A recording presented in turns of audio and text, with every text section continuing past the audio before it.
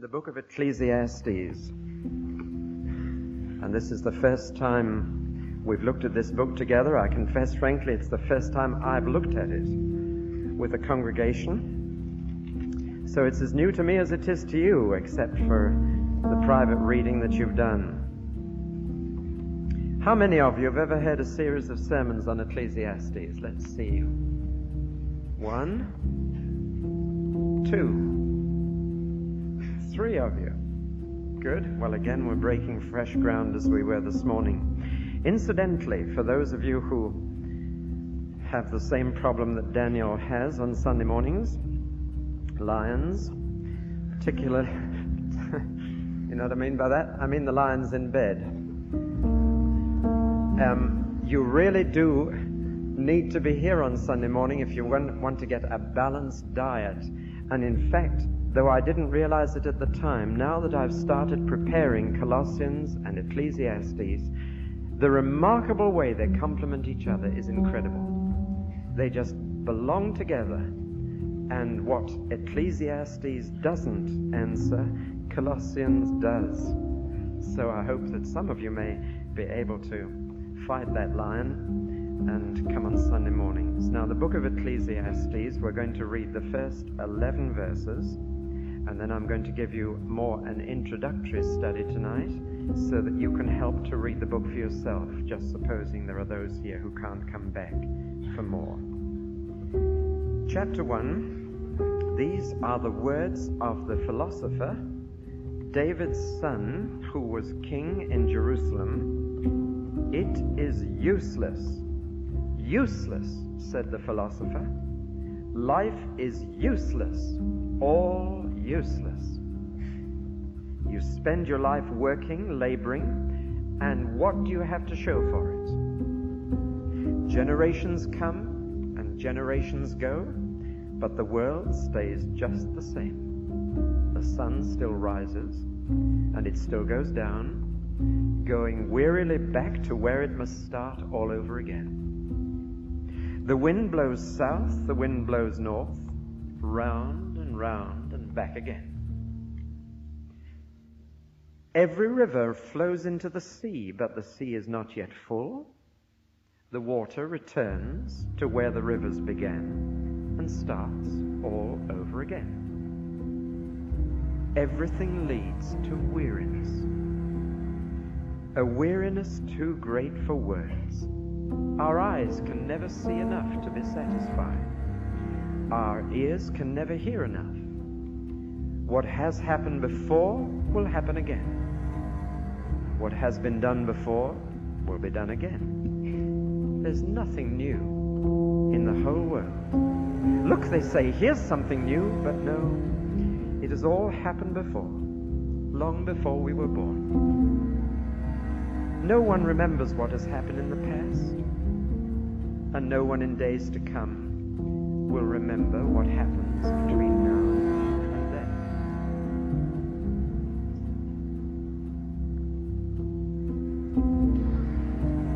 Well, on Sunday evenings for the next 3 months, we're going to study what many have called the strangest book in the Bible. Have you seen this pink sheet? There were 21 statements I put on that sheet from the book of Ecclesiastes, and the sheet that has been returned to me with some very intriguing comments ticked 1, 2, 3, 4, 5, 6 out of 21 as agreeable to the person who filled that in. How many of you agreed with all 21 statements? So none of you agree with God's word. How many of you agree with, say, 15? 10. One agrees with 10 or more. How many agree with 5 or more? How many agree with none? 1. When you read through the book of Ecclesiastes, your first reaction is, what on earth is that book doing in the Bible? Did you have that reaction? It seems to put an emphasis on fate rather than faith, on happiness rather than holiness, on this world rather than the next, on things material rather than things spiritual. It's an odd sort of book. some find it depressing rather than inspiring and go away really feeling down in the mouth after reading this writer. Life is useless. Utterly useless. All useless. And that's where he begins. It's not quite where he ends, but it's where he begins. And there have been those who say, this isn't Bible teaching at all. This has more in common with either ancient Greek Stoicism or Oriental Buddhism or even modern existentialism, but it's not the truth of God. This is not how God talks. It doesn't fit. It doesn't quote the prophets, for example, and the rest of the Bible, and it is nowhere quoted in the New Testament, and so some people have said it shouldn't be there at all. Funnily enough, when the Jews put the Old Testament together and when the Christians put the whole Bible together, neither group had any doubts that this book should be in. So if we have doubts, we've got to ask if there may be something wrong with us, and if we may have missed the point of this book. To others, it seems as if it's a statement of utter despair. I read another book, not this one, and not part of the Bible, this week, and I came across this sentence in it. Nature has let us down, God has taken the receiver off the hook, and time is running out. Boy, that's a depressing statement if ever there was one. And it seemed to me to be very much of a piece with Ecclesiastes. Or there was a comedian on television this week who said, death is nature's way of telling you to slow down. Now, that kind of sick humor, that kind of black humor, is very close to some of the things this man says. He says, for example, remember that no matter how long you live, you will be dead much longer. Now, that's the same kind of sick humor. Well, what place has it in the Word of God? What's it doing there? Well, I want to begin by saying that this was written by a man who used his brain box. It was written by a man prepared to think. Who was it said the greatest unexplored territory is right underneath your hat? Meaning that most of us never stop to think. We're a bit like the American who jumped into a taxi outside King's Cross Station and said, drive on, and the driver said, where to? He said, I haven't time to consider such questions. Drive on. Now that may sound utterly silly to you, but it's what the majority of people in Britain are doing right now. Getting nowhere fast and never stopping to ask the basic questions. And the basic questions always begin with why, not how. People ask, how can I be happy? How can I make a living? How can I get guidance? How can I do this? They should be asking, why should I make a living? Why should I need guidance? Why? And all the big questions in life begin with why, not how. Science answers the question how again and again, but it never answers the question why. It may be able to tell us how the world began, but it doesn't tell us why. And it's the why that is important. And this book is a book that isn't here to tell you how, it's a book to tell you why. And that's a much more important question. And the man who wrote this book was a man who sat down and thought about life. He was an older man, and he's looking back over a lifetime spent searching for the answers, and a lifetime in which he's failed to find them. And he says, I set out in life to find out what life is all about. Here is the big question which is being asked in this whole book. Is life worth living? That's the question. Is life worth living? The crude and silly answer to that is it depends on the liver, said someone in more senses than one. Your health is everything. But it isn't, even if you have your health and your liver is in order. Why live? I remember somebody being asked, why are you working like that? Well, I'm working like this to get money. Why? Well, you got to live. Why? The man had no answer. And there he was, working every day to get a living, to live. And he'd never asked, why? Why bother to keep going? Why work just to go on working? Why get up and go to work and come home and get your tea and put your feet up and go to bed? And get up and go to work and come home, get your tea, put your feet up, go to bed, get up the next morning, go to work. Why? Is it worth it? What do you have to show for it at the end? That is the question. And he asks here, what profit is there to a man who's worked hard all his life? What does he have to show for it at the end? What is there left at the end of life? Because it's what's left at the end of the day that is profit. And you know, not only did this man ask the question, but Jesus asked it, what shall it profit a man when he gets to the end of the day and adds up the books? Will it be profit or loss? That's the question. Is life worth living? And you know, this book is written by an old man, but it's written to the third of this congregation between the age of 15 and 25. Here is an old man pleading with young people all the way through. Find the answer at the beginning of your life. Don't wait till you get to my age. Think through these cul-de-sacs before you go down them. Find out where life is meant to lead before you discover that you've wasted your years going up a cul-de-sac.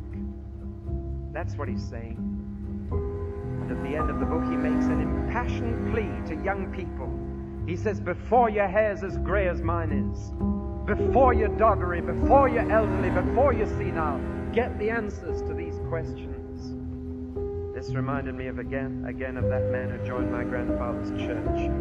An old man with a beard who came to every mortal thing in the church. Sunday services, Sunday school, women's meeting, men's meeting, Boy Scouts, Girl Guides, the lot. And this was so embarrassing, my grandfather was told to go to him and find out why and stop him. My grandfather went and said, why do you come to everything? You don't need to come to it all. Come to the services, come to the prayer meeting, but why do you come to all the meetings? And he said, because I only became a Christian when I was 67 years of age, and I'm trying to catch up on lost time. That's not funny. It's tragic. And there are many people who've only started asking the right questions after they've discovered all the cul-de-sacs. And we are going to go on this search with this man. And one of the things I like about him is his absolute honesty. He tells us he tried this, he tried that, he tried the other. All the things that people are trying today. We will not learn. We will go through the hard school of experience whose colors are black and blue. We will go through it. We say to the older generation, we've nothing to learn from you, and we go and learn the same lessons they had to learn the hard way. Find out that the things we thought promised life are literally dead ends. Praise God for somebody in the Bible who was honest enough to write it down in old age and say, I've tried it. You name it, I've tried it. And I didn't find the meaning of life. And life was not worth living, even though I tried it. So it's got something to say. To put it in a nutshell, Ecclesiastes asks all the right questions, but it comes up with the wrong answers, and that's why you disagree with some of its statements. He asks the right questions, but he comes up with the wrong answers. And I want to ask this question, why, in view of the fact that he asked the right questions, did he come up with the wrong answers? The answer to my question is fairly simple. He decided to look for the meaning of life within two very distinct limits. And once you put those limits on life, you condemn yourself to finding the wrong answers. First of all, he put a limit in space on his search. He looked for the meaning of life under the sun. And that's a key phrase, and it occurs 28 times in this short book of 12 chapters. Under the sun, under the sun, under the sun. He said, I've tried everything under the sun. And you still use that phrase, don't you? He says, I've looked everywhere under the sun. And this was why he came up with the wrong answers, because once you say under the sun, you've shut yourself off from the answer to your question as to the meaning of life. You see, the phrase under the sun means everything within our observable world. Everything that we can see at ground level. Everything in the sphere in which we live and move. And once you say, I am going to look for the meaning of life under the sun, you condemn yourself to saying life is pointless, useless. It's not worth living. And this man is being absolutely honest that those who live under the sun, whose highest ambition is to get a suntan, will find out that it's a dead end, and that way does not bring the meaning of life. Living under the sun, looking everywhere under the sun, doing anything under the sun, you will fail to find a purpose to life. Now, the second limitation that he imposed on his own search was this. It was a limitation in time, not only limited in space from Earth to the sun. In other words, he was going to find it here, somewhere in this observable universe. He also put a limit on time, and another key phrase that comes in again and again is, as long as I live. And this man had no concept of life after death. Time and again he asked the question, who can tell me what will happen to me when I die? Nobody. There's no answer to that. And therefore he says, I've got to find the meaning of life in this life. I've got to find the answers in this life. Now, these two limits, under the sun and while I live, prevented him from ever coming up with the right answers. And this book is saying loud and clear, and God wanted it in the Bible. It is saying, if you are secular men, if you are humanist men, if you are bounded in time and space by what you can observe and by how long you live, you can only come at the end of the day to one conclusion: life is useless. If you are honest with yourself, at the end of the day, you will say it has been pointless. It has been a waste of time. Now that's an honest statement. And praise God, God begins where we are, and the Bible begins where you are, and what I'm saying now may be precisely what you think. Especially if you're an older person. You are beginning to be disappointed and disillusioned. You set out as this man did with high hopes that life would fulfill its promise. Life was full of promise. You built your castles in the air, and you finished up with a bungalow at Bournemouth. And you're disillusioned, and you wonder how long you'll be fit enough to dig the garden of it. Do you see the feel? Can you get the feel, the guts of the man as he honestly says, I set out like you. I was going to live life to the full. I tried pleasure, I tried money, I tried fame, I tried education, I tried everything. And I finish up a disillusioned, disappointed man who says, I have nothing to show for it at the end of the day. I have no profit in the accounts of life. I have nothing left now that my little day is over. Now there's honesty for you if you like. You don't need to go outside the Bible to find humanism and secularism portrayed in utter, stark honesty. Now, there is this one difference. Though he does say utterly frankly, I do not know the answer to the questions of life. I don't understand life. I cannot tell you why it's worth living. Yet, nevertheless, he is not an agnostic, he is not an atheist, because he was a Jew. As a Jew, he knew that there was a God. He doesn't argue for the existence of God. Like the Bible as a whole, he assumes there's a God. And the word God comes in now and again. And people say, well, surely he's reaching above the sun there. No, he isn't. He says God is above the sun. And I'm sure that God must have the answer to these questions, but he's not answering. And he's not told me the secret, so I can't tell you. He says, I believe in the long run it must be better to fear God, but I can't tell you why. I believe it must pay to be good, but he said, all the facts of life tell me that it doesn't. And through this book, there's a tension in this man between the faith he was brought up to believe as a Jewish boy, that there is a God and that God is just and fair, and that to God life does matter, and that there is a meaning to life. He had to say, well, he has not told me. I've had to search for myself, and I have not found.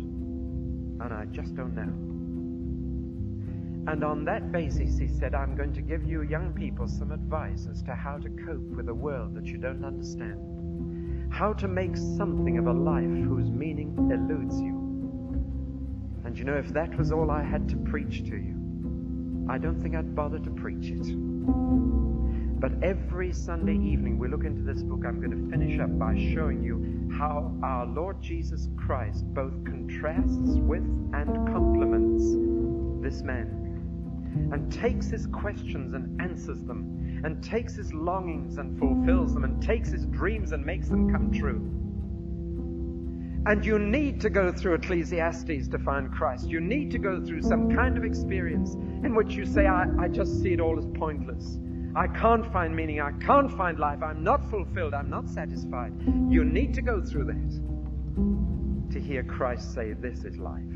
This is life. To find out that it's all worthwhile after all, and that there's tremendous purpose and meaning in it.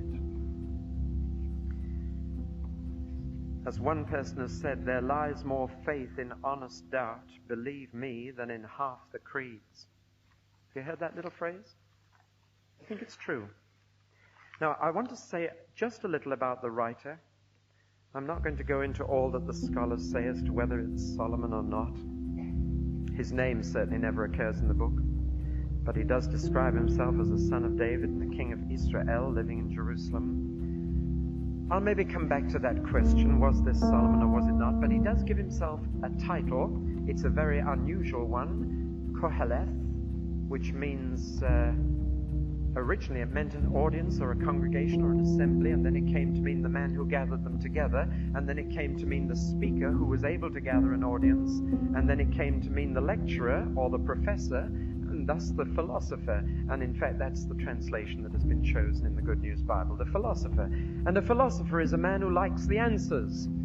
Philo means I love, and the Sophy part comes from Sophia, wisdom. I like to know. He's a man who wants answers from life. He wants to ask the questions, and he wants an answer.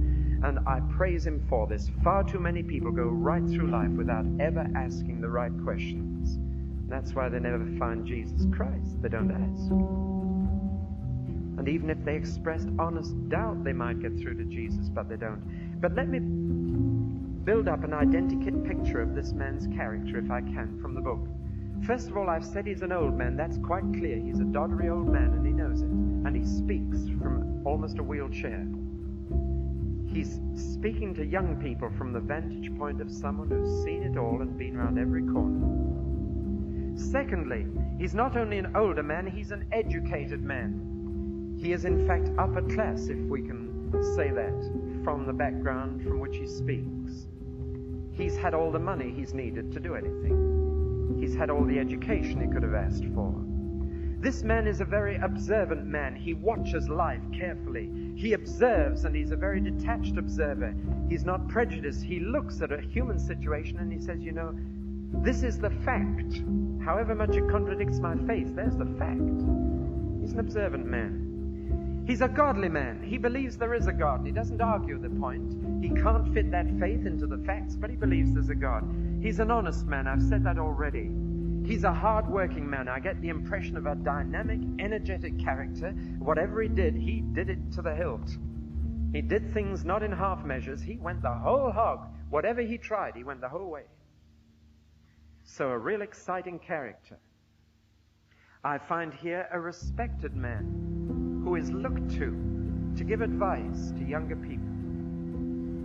I find a man who's willing to teach from his experience. Now let's look at verses 1 to 11. It's a very pessimistic beginning. He states the conclusion that he's come to in answer to the big question, is life worth living? He states his answer, and then he begins to tell us why he's come to that conclusion.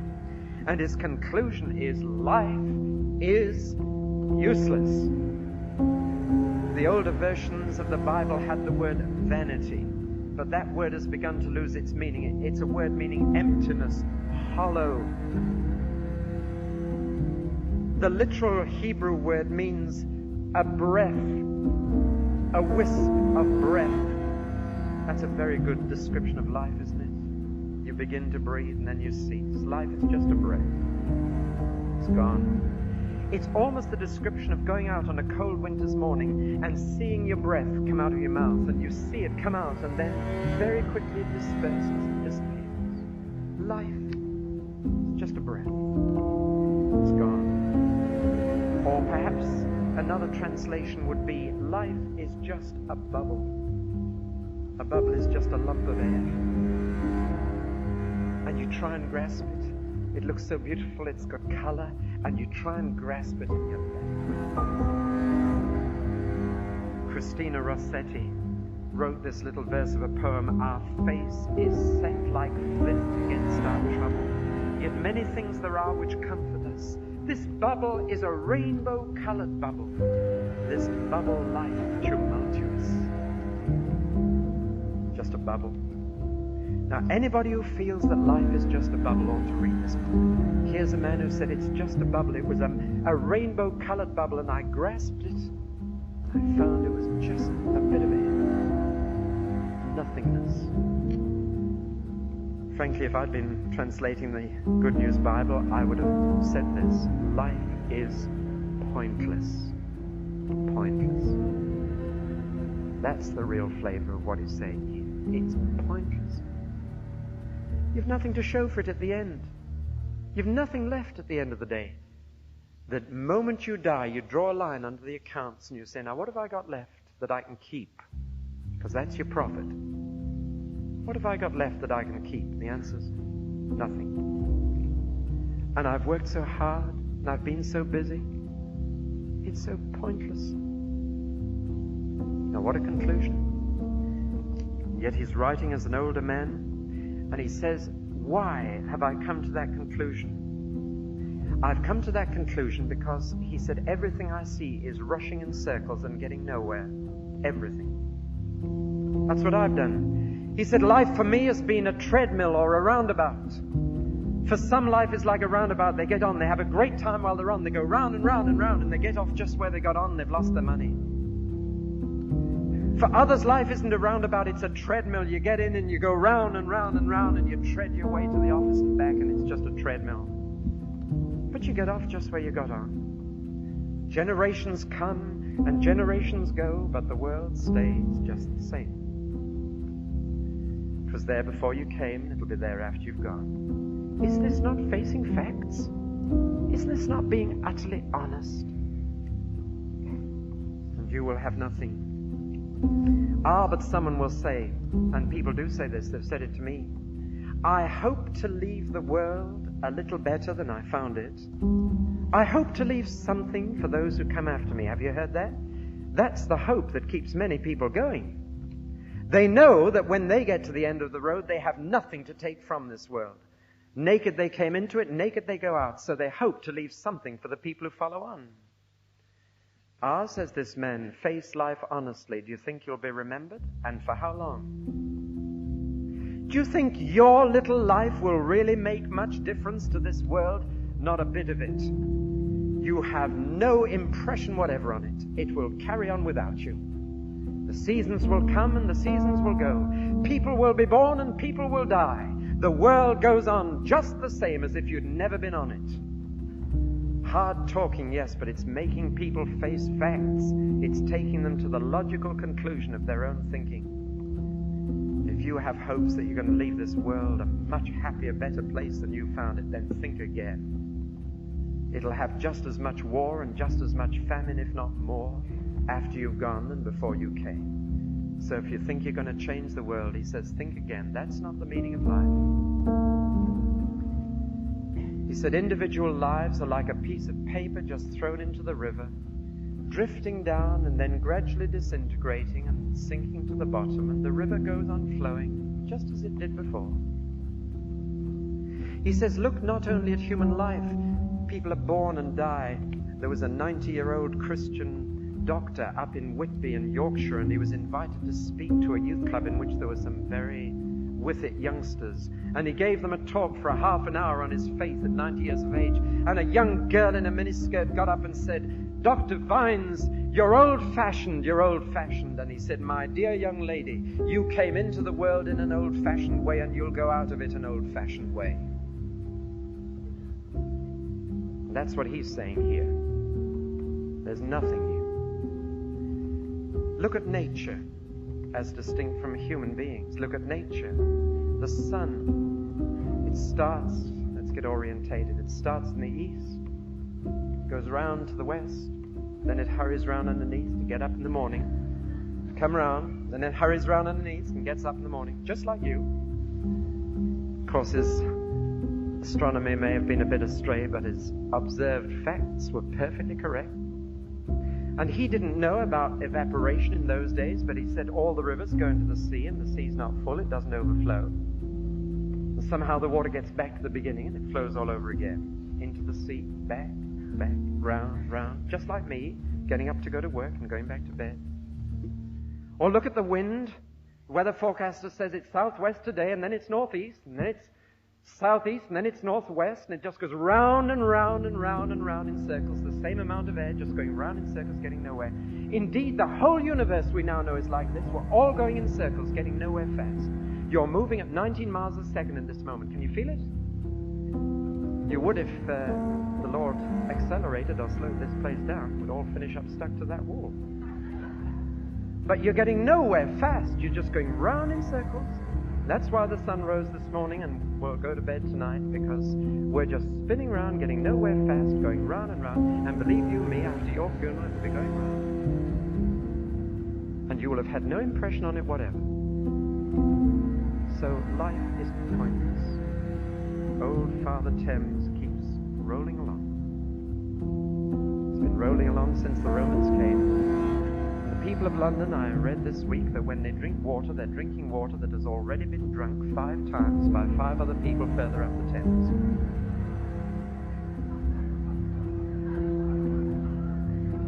And old Father Thames keeps rolling along, just the same. What about history? Let's turn, says this philosopher, let's look at history. The eye can never see enough to be satisfied, and the ear can never hear enough. What does he mean? He's saying we're always searching for novelty, for something new. What's the whole package tourist industry doing? Showing people new sights, right? Sightseeing. And the more sights we see, the less satisfied we are. There's another place we haven't been. So we spend our lives sightseeing, going to a different place on holiday, and we never see enough. There's always something newer, we think. And we never hear enough that's new, do we? We pay a fortune for our newspapers. And you know, one Sunday paper is the same as the next. And it takes 9 acres of forest to produce one issue of the New York Times. There's nothing new in it at all. The wars have shifted from one country to another. The divorces have shifted from one film star to another. But there's nothing new. And they're called newspapers. And the ear can never hear enough. Sorry, Brian, I just caught sight of you. I don't want to put you out of business in that shop. But you've seen it all, haven't you? You see it every day. The headlines, do they really change? Does the world really change? But we avidly read what we dare to call the news. It's as old as the hills. The only reason we think it's new is because we don't remember when it happened previously. Is this not true? History repeats itself is one of the favorite proverbs we have. Leon Uris, who became famous for writing the novel The Exodus, that story of how the Jews got back into Israel through the British blockade, has written another novel about the Irish. It's been at the top bestsellers, the top of the list of bestsellers in America for 4 months. 716 pages of overwritten something or other. And at the very end of this account of Ireland, of its history over 300 or 400 years, magnificent survey of history, this is his final conclusion. There is no future for Ireland, only the past happening over and over again. That's his conclusion. There is no future, only the past happening over and over again. And that was said in a book 3,000 years ago. Life is pointless. We're getting nowhere fast. We're going round in circles. History is going round in circles. Time magazine this week was reviewing a book on church history, and in it the reviewer talked about what he called contemporary resonances. He said, if you think there's anything new in church history, it's all happened before. And he showed how it all had. He said, do you think hippies invading a church is something new? And he quotes something from the Middle Ages. He said, do you think the Lockheed bribes are something new? Look how the bishops established doctrine in certain countries of the world in the Dark Ages. And so he goes on. He just said there's nothing new. I'm not much good at French, and I can't really pronounce this, but do you know the French proverb, plus ça change, plus c'est la même chose? What's it mean? The more things change, the more they turn out to be the same. Apologies to all French-speaking people in the congregation. I can say it better in English. The more things change, the more they turn out to be just the same. Well, now, that's a pretty negative way to begin. Okay, so it's negative. It's true. It's where you've got to start if you're going to be honest about life. Now, the people I find who argue about this conclusion are those who are young, those who are ambitious, those who are quite sure they can make a mark on life, but it's not often that I find older people arguing with this conclusion. I'm speaking now about older people who have not found the answer to the question. And they would say, yes, that describes how I feel. Men in their 50s have come to me and said, looking back on my working life, I cannot answer the question, what have I achieved? What have I achieved? When I retire and get my gold watch and go, I won't be missed. Everything will carry on exactly as it was before. That's life. That's life for a man who's honest. The Bible shows here that you can go down path after path to the very end and you'll still come to a notice, no way. No way. The trouble is many people don't even think this far. Jesus criticized such people. He said, you're a fool if you only think in terms of what you can achieve in this life. You're a fool because this very night you'll be told to add up the accounts and you will have nothing to show for it, no profit. What shall it profit you if you've lived within this circumscribed framework under the sun and as long as I live? And if you've tried to make life worth living within that framework, you are doomed to disappointment. Will you learn from an old man? You willing to see this book of Ecclesiastes as a warning sign? Are you willing to listen to an old man speaking the truth about all the very things that some of you young people are trying, hoping that they'll bring you real life? If you're willing to learn, then you could learn a much more positive thing. Some years ago, I spoke to 40 young people. They were all Christians. And I asked them to write down on a piece of paper the one thing that had come into their life that they really valued more than anything else since they'd met Jesus. And out of 40 young people, 38 wrote the same word. That's interesting. 38 wrote the same word independently. Do you know what it was? Purpose. Purpose. Isn't that interesting? Here's an old man saying, pointless. And here are 38 young people saying, purpose. And the old man knows what is a solemn truth, that the majority of people who find the answer to the question, is life worth living, find it in their youth. Let me prove it to you. Those of you who feel you have found the answer to the question, is life worth living, the purpose in life, put your hands up if you found it under 25 years of age. Have I proved my point? That's why the old man writes to the young men. That's why he says, remember your Creator in the days of your youth, before the years come when it's too late. Find God now, and you'll find life now. He's saying, I went all that way and I couldn't get life related to God. And the result was, at the end of life, my conclusion was, my life has been pointless. I've been going in circles, getting nowhere fast. So let me finish up. I keep losing my notes here. Totally lost. There it is. I want to finish by quoting Jesus and a man called Paul. Let me begin with Paul, a Jew from Tarsus. Saul, his original name was. And Paul once said this. He was as honest with the facts as Ecclesiastes, and he agrees perfectly with what Ecclesiastes says.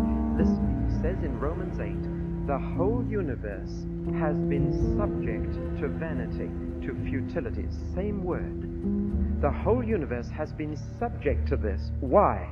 because human beings are not fit to live. And it means, therefore, that God has built this into our universe now, that the whole thing is going in circles. Everything is futile. Everything is vanity. Everything is pointless. Everything is going round and round and getting nowhere fast. And it's God who did that to our universe. It wasn't like that in the beginning. When God made the universe, it was going somewhere. It was going in a line, not in circles. But it is God who has built in this futility to everything. Why? Because we are not yet fit to travel the road that leads to Him. And so the whole creation is subject to futility, waiting for what? Waiting for our redemption. Waiting for something to get put right in us. Waiting for us to be fit to live in the world. And then God will make the world fit to live in, and will create a new heaven and a new earth. And the new heaven and the new earth will not be going in circles. Be traveling in a straight line. Now, do you get the big cosmic concept here? You're beginning to get the overview? Do you see the thing whole? Life is useless, pointless, circular. It's getting nowhere fast, and your little life on this planet is doing exactly the same thing. And don't kid yourself, you're going to leave this world better than you found it. It's going to go on just as it was after you're gone. You've got to find out a purpose for yourself. And you will find it by reaching above the sun. And you'll find it by reaching beyond this life. And it's only when you reach out in space and forward in time, beyond the limits that our scientific world has imposed on our thinking, for our scientific and technological era teaches us to live within that frame. No wonder that in that technological era, art and drama and music are all saying life is meaningless. No wonder our culture is crying out in despair. No wonder we're getting sick humor. No wonder plays are coming out with no point, with no story. They are saying there is no point, there is no meaning. But the writer of this book did not take that position. He said there must be a meaning, and I believe there's a God who knows that meaning. I just haven't been able to get through to him and find it out. But the Christian is someone who can say, I have got through and I've discovered the answer. God did have a meaning, and He did have a purpose, and now I know it. That's why a Christian could never write the book of Ecclesiastes. Not unless he wrote it before he became a Christian and was a very honest man who was willing to face facts. So look at some of the other things Paul said. He said a Christian lives not below the sun. He lives in the heavenlies with Jesus, and life there is glorious. A Christian is actually living above the sun. Not under it, but above it. And he's basking in something much better than sunshine. It's a glorious life to live in the heavenlies. And you know, if you're not a Christian, you won't understand a word of what I've just said. You'll think I've gone crazy. But every Christian here knows, according to Colossians, which we're studying on Sunday mornings, that our life is hid with Christ in God. Therefore, if you're risen with Christ, seek the things that are above, where He is. And you are. That's where your life is. You're living above the sun, not under it. Furthermore, we are not living in a life that's bounded by birth and death. We are already living eternal life that stretches through the grave and cannot be touched by death.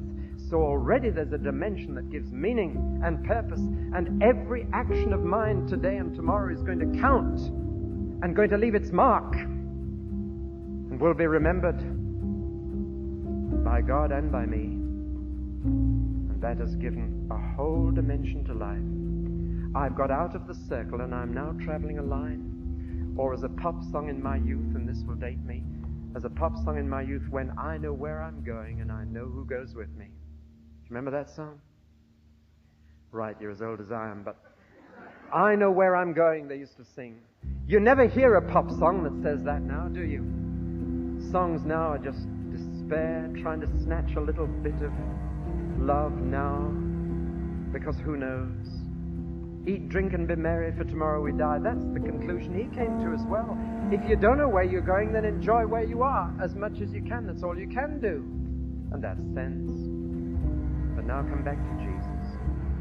Jesus not only said, you fool, to a man who didn't think beyond the parameters of this world. Jesus also said, this is life. To to know you, God, and to know Jesus, whom you sent. This is life. And if you read the teaching of Jesus, he relates life here and now to the world above the sun and the world beyond the grave. And once you get those dimensions into your thinking, you've found the answer that this man never did. And you say, life pointless? It has only got point now. I never saw the point of it before while I was rushing around that roundabout. Now I'm off the roundabout and I'm a pilgrim and I'm going somewhere. And I know where I'm going. And I know who goes with me. Dr. Pearson, my great preacher, once said this: the key to Ecclesiastes is that a man is too big for this world. Do you understand what he was saying? You cut life off at the level of the sun, and at the point of time, the grave. And you are too big to fit into that box. You stretch beyond it. You're cribbed, cabined, and confined within it, and you can't spread your wings. You can't live within that box. You may try, and you may kid yourself for years that you're having a great life. But I warn you that you will get to the point where you say, of whatever the scene has been, it's useless. Promises, promises.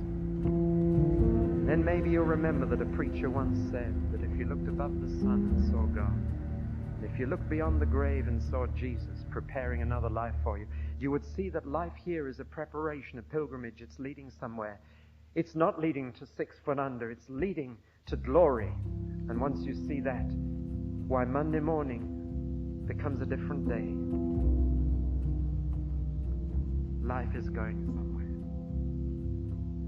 You know, this is death to the philosophy of evolution. And it's death to the optimistic humanist.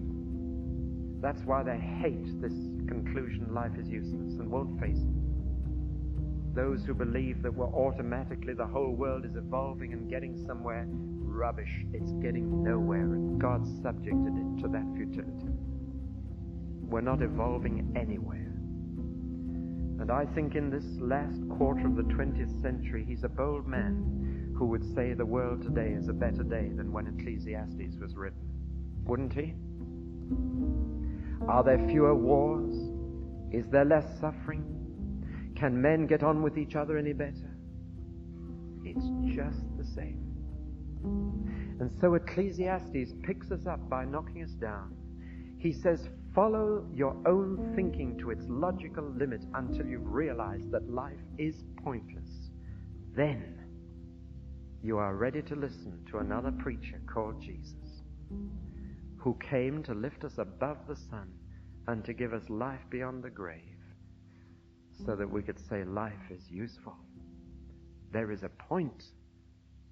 I can see it now.